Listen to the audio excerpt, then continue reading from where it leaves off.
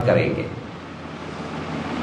Bharat Bhushan Tiwari corona के समय से ही समाज की भलाई के लिए और समाज में लोगों को सुविधा के लिए प्रशासन और शासन से लड़ते आए हैं।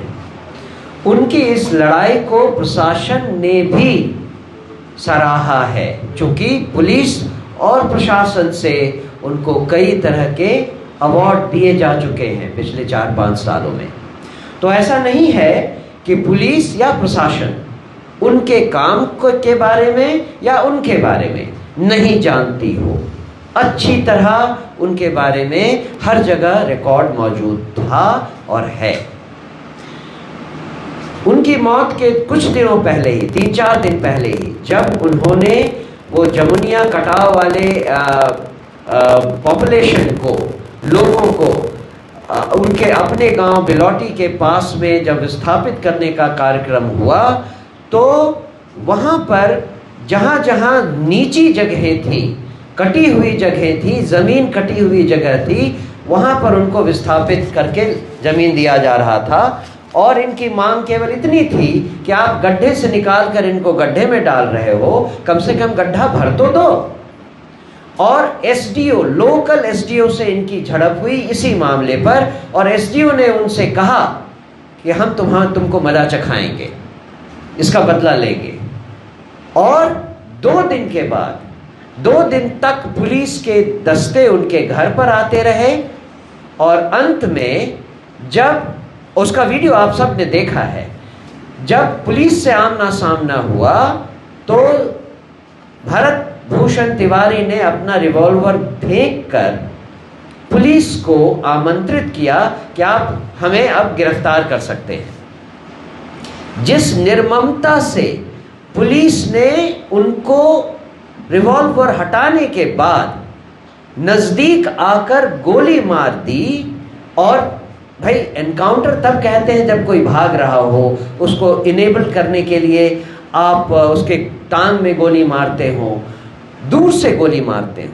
लेकिन यहाँ पुलिस उसके पास आई और उनकी जांघ में और जांघ के ऊपर बहुत क्लोज रेंज से फायर किया।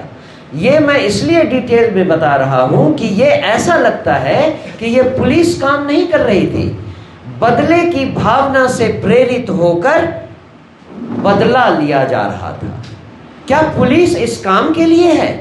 क्या प्रशासन लोगों से बदला लेने के लिए बनाई गई है? जो भी प्रकरण हुआ है उसमें केवल यही बात निकल कर आती है कि पुलिस के वो सारे अधिकारी जो उस समय वहां मौजूद थे, वो सब के सब एक गैंग बनकर एक निहत्थे आदमी से इसलिए बदला ले रहे थे कि वो प्रशासन के खिलाफ आवाज उठा रहा था। ये तो निकृष्ट से निकृष्ट स्तर की प्रशासन व्यवस्था दिखाई देती है। ऐसी प्रशासन व्यवस्था जहां पर पुलिस के कर्मियों को न ट्रेनिंग दी जाती है, न उन्हें ये पता है कि उनकी जिम्मेदारियां क्या हैं।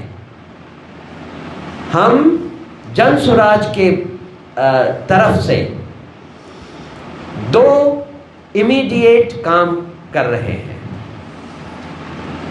जल्दी से जल्दी मुख्य सचिव को एक ज्ञापन देना चाहते हैं जिसमें हमारी मांगों के बारे में लिखा हो।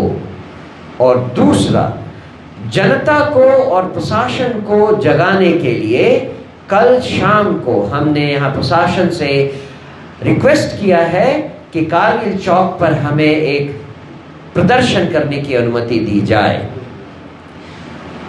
कल शाम में कारगिल चौक पर हम आप सबका स्वागत करेंगे। जो ज्ञापन हम मुख्य सचिव को देने वाले हैं उसमें मुख्य 2 मांगे रखी गई हैं।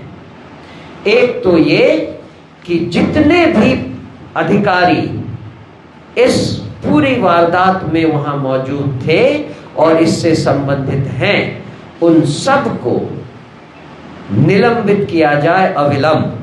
केवल 2 या 4 को निलंबित करने से कोई फायदा नहीं है। जो भी लोग उस समय मौजूद थे वो सारे के सारे इस हत्या में भागीदार हैं और उन सब को निलंबित किया जाए।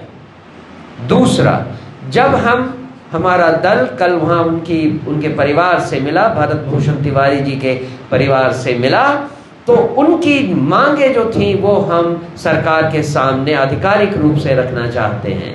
परिवार को 1 करोड़ रुपए का मुआवजा और परिवार के किसी सदस्य को सरकारी नौकरी का इंतजाम, ये तो मिनिमम है जो करना ही चाहिए और हम इसकी मांग सरकार से रखेंगे।